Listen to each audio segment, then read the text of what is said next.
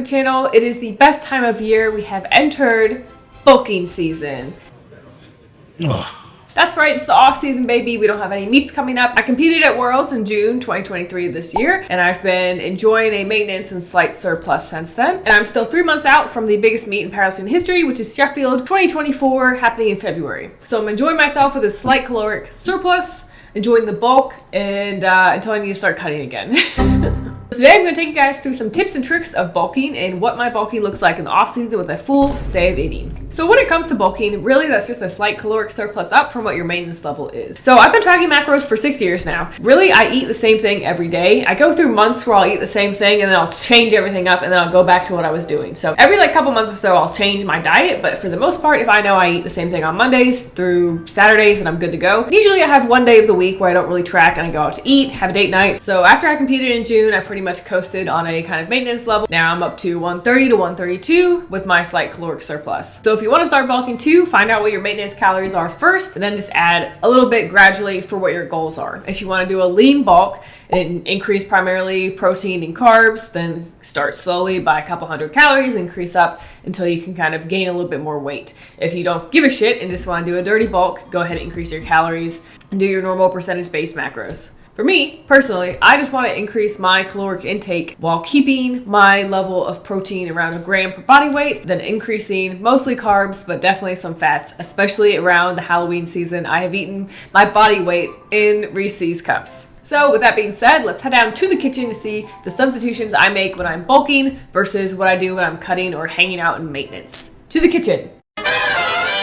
So since I'm bulking, I opt for these eggs for breakfast. So I'll do like 1, maybe 2, maybe 3, depending on how I'm feeling. Whereas when I'm cutting, usually I'm always doing egg whites with maybe 1 egg just to keep things a little bit more lean. So I have some more variety with these kind of like full whole eggs. Breakfast this time around, I am hooked on these Beyond Meat breakfast patties. These are better than chicken, like turkey, anything I've ever had. I try to avoid eating anything that's not chicken or fish, so these are perfect. They're plant-based. They're a little bit higher in fats, so I try to save these for maintenance or bulking, and then when I'm cutting I'll do like some leaner chicken sausages, but these are so good. And then I'll pair these with a fruit and then my carb source with my fat source, usually spread on top if not already in my eggs.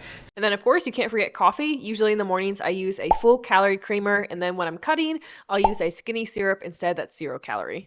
Now for snacks, really the difference between cutting and bulking is just my fat content. I'll eat more fatty snacks throughout the day, like chips or even like crackers that have a little bit higher fat, whereas if I'm cutting, I'll try to stick with something healthier like 0 fat yogurt or fruit. But since I'm in the off season, I'm enjoying these jalapeno kettle chips. They're really good.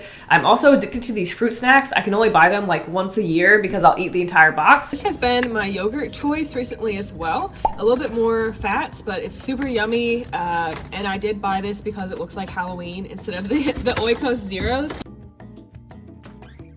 It was worth it. They were really good.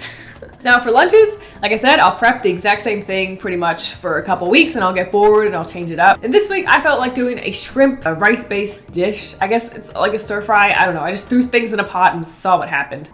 These are literally my favorite lunches. These shrimp, pico, rice, and some mixed veggies. They're super, super yummy. And then I'll throw in some sour cream too on top if I want something a little bit more cheesy and a little bit more fats for the day. So I've done shrimp, 3 ounces per servings. I just cook everything all at once. I'll do a serving of rice and I'll do mixed veggies. And then I threw in some pico de gallo this time around, which is really good. I did corn last week. I wanted to mix it up. And then as far as pre-workout snacks goes, I've been preferring different types of fruit, some mandarin oranges, some strawberries, a banana, something like that before I go in and work out. Or if I'm a little bit more hungry, I'll do a bowl of cereal with fat-free milk or bread with some sort of spread like honey or Nutella, something sweet on top, and just something that will give me a good carb source before I go in and lift. I pretty much eat the exact same thing for dinner unless I'm going out for pizza. It's always chicken or some type of fish, and it's always either a salad or rice. That is all that I eat, maybe spaghetti once a year. Like I said, I've really been enjoying these bag salads. So here's a video of me preparing one for dinner. Funny story, I was actually kicked out of culinary school because I was just too good. I was too good at cooking. So this advanced technique cost me my culinary career. And then this Bluebell peppermint bark ice cream is the best ice cream in the world. You cannot convince me otherwise. I would show a picture of my freezer, but I've already eaten all of it within like a couple days. But if you want ice cream, Bluebell is the best ice cream. I will not be convinced otherwise. If you get vanilla, if you get chocolate, whatever standard flavor you want to compare, Bluebell is the best option.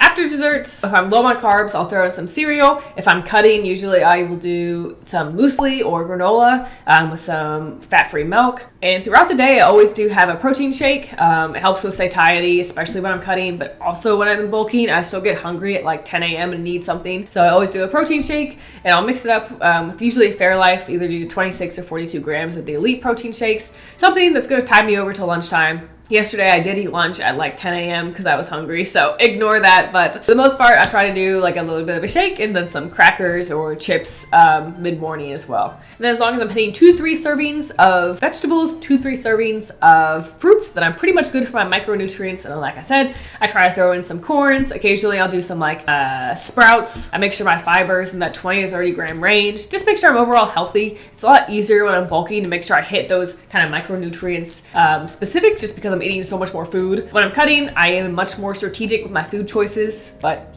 I'm bulking, baby. It's the off season. All right, so that was my full day of eating in my bulk. So again, this is the off season. I'm enjoying a little bit more fats and just some more variety in my food choices, but I'll always prep the same thing for an entire week and focus on healthy options while still not limiting myself with going out occasionally or just enjoying a little bit more food, but still dialing in nutrition so I feel good during my workouts and just daily routine. So if you are first time bulking and you're in the off season of powerlifting, make sure that you are tracking your weight and your caloric intake total so that you don't get too heavy in the off season where it's hard to cut down and affects your performance later on. But make sure that you're growing enough to actually improve lifting and feel better throughout your lifts and add muscle mass. You do need probably a good amount of protein for that, depending on how lean you are. Maybe a gram of protein per body weight in the off season. Honestly, you could probably do 0.8 grams per body weight in the off season if you're eating a larger caloric surplus. But as long as you're getting in enough food and can grow from that, you're probably on a good path. So that's what I'm eating in the off season. I'll pretty much start my cut for Sheffield probably in December. I'm sitting a little bit lighter than I was for my cut for World, so we'll see how things go. I might enjoy some Christmas cake. I'll at least enjoy Thanksgiving for sure without being interrupted. So that's where I'm at now. Let me know if you have any comments or questions for me down in the comments below, and I'll catch you guys next week for another video. Thank you guys so much for watching. Do not forget to like and subscribe. Bye!